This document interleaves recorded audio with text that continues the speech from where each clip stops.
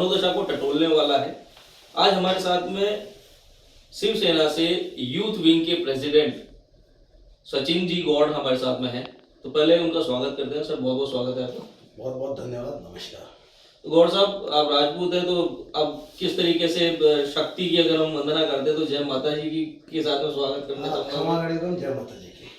आप शिवसेना के youth wing के प्रेसिडेंट हैं, तो सबसे पहले तो बात हम यहीं से कर देते हैं कि आपकी जिम्मेदारी क्या है। मेरी जिम्मेदारी राजस्थान में जो युवा है उसको ज़्यादा से ज़्यादा सनातन के प्रति समर्पित कर कर शिवसेना को मजबूत करने की जिम्मेदारी मेरे ऊपर है राजस्थान में।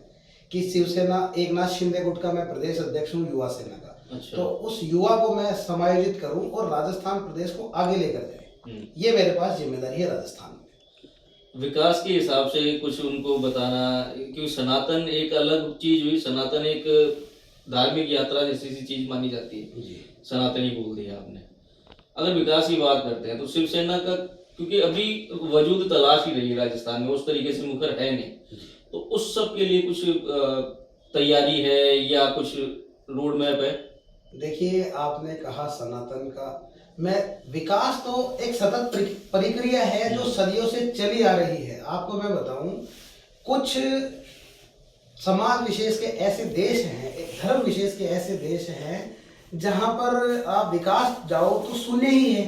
अच्छा। विकास के नाम पर वो उन्होंने आज तक बहुत सारे ऐसे देश है सुई का भी निर्माण नहीं किया। विकास के नाम पर सुई का भी निर्माण नहीं किया, पर हमारा देश सनातन को आगे लेकर आज विश्व पटल पर अपनी छाप छोड़ रहा है। ये सनातन की शक्ति तो है, इससे जोड़ेंगे लोगों को तभी तो आगे देश बढ़ेगा। सनातन की शक्ति कब से हमारे पुस्तकों में जो आज चीजें बताई जाती है, आज ये अंतरिक्ष है, खगोल है, ब्रह्मांड है, इनका ज्ञान तो सदियों पहले ही हमारी पुस्तकों ने हमें दे दिया था। अगर ये हमने पहले पढ़कर, ये शिक्षा नीति से अगर हम पहले पढ़ चुके होते इन चीजों को, तो आज तक हमें ये स्थिति होती ही नहीं ना।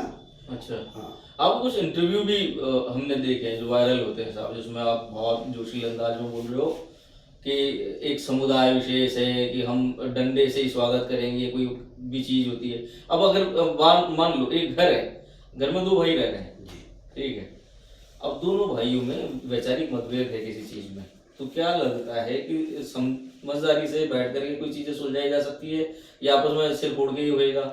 देखिए, दो भाई, अगर एक पिता की दो संतानें हैं, पिता पुत्र में भी मतभेद होता है, लेकिन अगर दो धर्मों के बीच आप इस बात को लेकर जाते हैं तो वहां बिल्कुल हमें जो पढ़ाया और लिखाया गया है ना, मजहब नहीं सिखाता आपस में बैर रखना। मजहब तो सिखाता ही है, एक पुस्तक सिखाती है विश्व का कल्याण हो, सर्वे भवन्तु सुखिनः, पूरा ब्रह्मांड